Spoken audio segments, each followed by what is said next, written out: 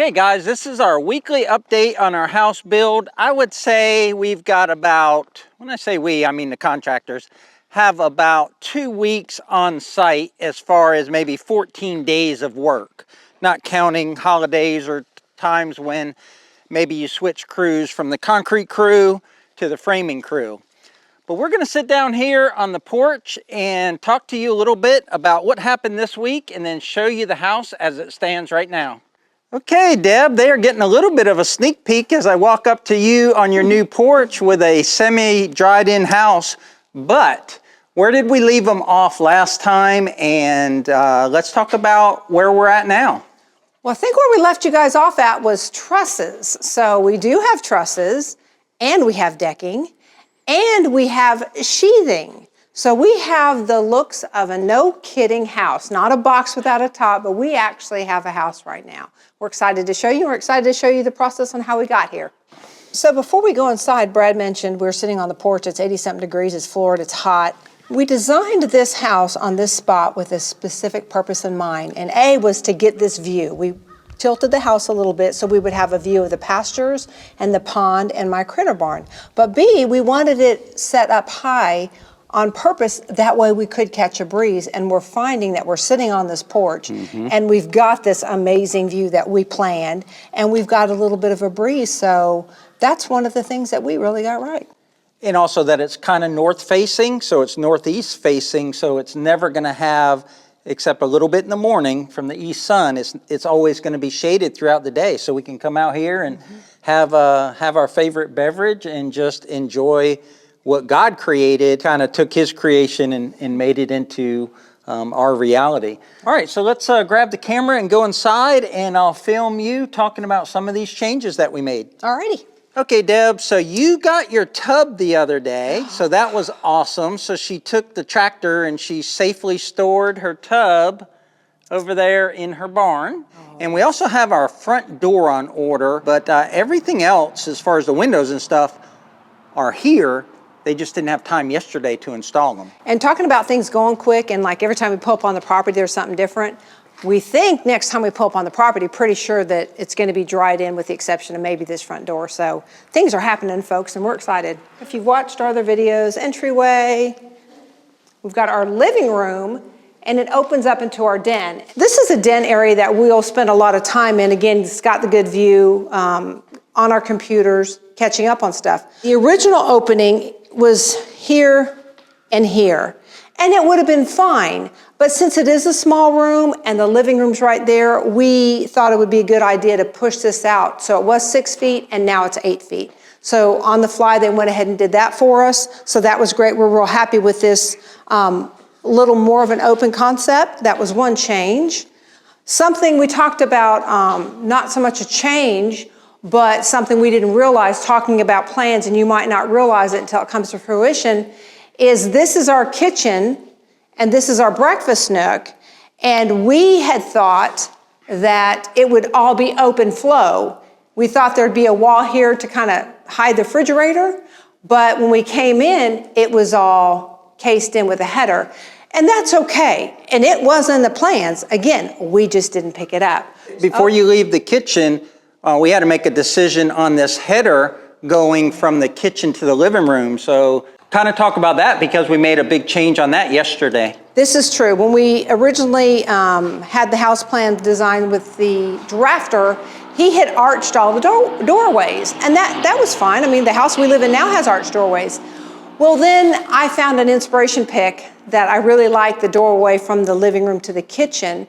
And we got to thinking, well, do we really want arched doorways? And the decision was no, we now do not want arched doorways. So that was kind of a big thing for us, but not for the builder, because they hadn't even started that process. Those are the on-the-fly decisions we have to make during framing, because this is the chance to catch it. Because if they arch it, they'll have 4 hours in framing, and if you want that removed, then that's just going to be more cost. So as we continue to build, we'll show you, but there's also a tray in the kitchen. There is a double level tray going in the living room, and then there'll be a tray ceiling in the master bedroom, not the master bathroom. And we're excited about that because that adds another level of dimension in your house, and we don't have that now, so we're excited about that. But Deb, you want to talk to them about why that little place back there is got plywood in it or on it? So this will be the back of the living room.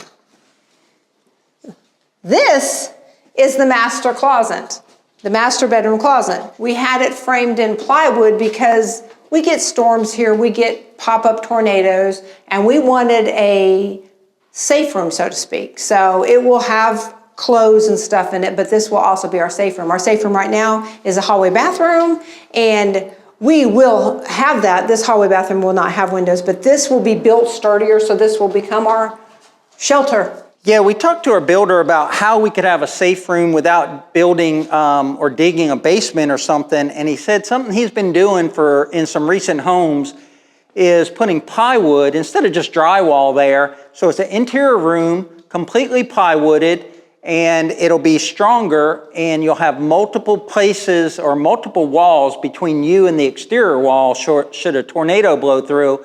And you also have some protection from above. If, say, any roofing stuff were to come down, you're protected from above with plywood too. But I will cover 2 more things and then we'll be done. I was resistant to this one, but Deb brought me around. So the original design of this room was to have these 2 windows, and they're nice windows. And again, this is not a big room. Well, this side of the house only had 1 window, and I didn't like that symmetry, so I wanted this window put in, and it mirrors the window that will be over the bed in our master bedroom, and it gives symmetry from the outside, and it will give a little bit of light, but yet still privacy, right? So you can still put a bed against this wall, but you have a window. So he was resistant to it, and I was real excited when he came around. There's cost associated with windows, and there's also, they can blow in with debris from a storm or something, but at the end of the day, it was the right call and it was the right time. Our builder actually commented to Deb about this transom window in the master bedroom, and he gave credit to the architect, but Deb has something to say about that. Well, Stephen was like, wow, I've never seen a transom window over the bed. That's a great idea. That must be an M. Corbett thing. And I said, no, that was a Deb thing. I wanted a window, but we would, again, you have windows on this wall, you're kind of limited on where you put furniture. So yep, transom window, solve the issue. So this is the potty room in the master bathroom, and this window was not going to be here. So the only window in this bathroom was going to be here, which is in the shower. And again, privacy, right? It would let light in, but you could still take a shower, and if you had company or something and somebody went around back, they wouldn't see anything.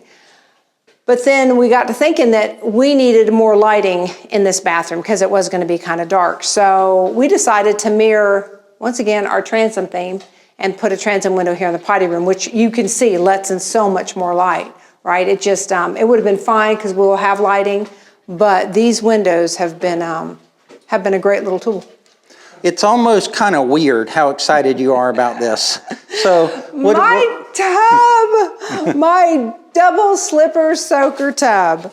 Now I have a tub at home and it's a pretty good size, but the tubs in the existing house are very, very tiny. They're like toddler tiny. It's like, I'm not a big person, but my elbows hit. So a double slipper standing soaker tub. Well, I wanted it a little bit wider. Again, I like to have me some elbow room. So when they originally designed this door to the shower, it was only going to allow me to have a 28-inch tub, which is okay, but I would like it a little wider. So the builder offered to go ahead and move the door. That way I can have move the door to the shower. The shower, yep. So I could have a larger slipper tub. Yeah, so I'm in the shower here, and this door was supposed to be over this way, like Deb just explained. So now her tub will be there, plenty of room to come in and out of the shower. And this was kind of an easy change to make because there wasn't much framing to fix here, but it turned out to be a bigger deal, and I'll give you a quick close-up before we close out the video. So the problem with making that wall shorter was that this drain or this vent pipe for the septic was there, and you can see where the board was out there, and they had trouble putting that little block in and getting it to stay. They actually had to glue it in and put cement anchors in because they tried to shoot those nails in with like the nail shooter gun with the 22 long rifle blanks, and it just wouldn't stay, and it kept splitting the board. So that little change probably cost the framer 2 hours by the time they epoxied it and put some sort of screw that would stay in the concrete. But those are the final changes, and I think the rest of them, unless something glaring bad comes up, we're gonna live with. All right, guys, there it is in the background. That is what Piney Grove's house is gonna look like. It'll have white siding, a blackish or dark gray roof, white windows, and a lot of brickwork coming up to the hardy board underneath, but all that will be in upcoming videos. They say when a house is dried in that it's about the 25% mark, and that's because you still got to do HVAC, and you got to do plumbing and electrical and siding and all the other things that we have to pick out, like tile. And Deb and I are going back and forth every night on what this house is going to look like inside, and we're agreeing on about 0.001% of those things. But stay tuned, we're having fun with it. But all in all, it's been a pretty decent experience. It's definitely life-changing. It's been emotional, and we can't wait to bring you the rest of the build. Yep. Any closing remarks there, Miss Piney Grove? Just keep following along. Follow us as we build out really our reality and our dream. Until then, thanks for watching. Thanks for watching, guys. We'll catch you on the next one. Take care. Take care.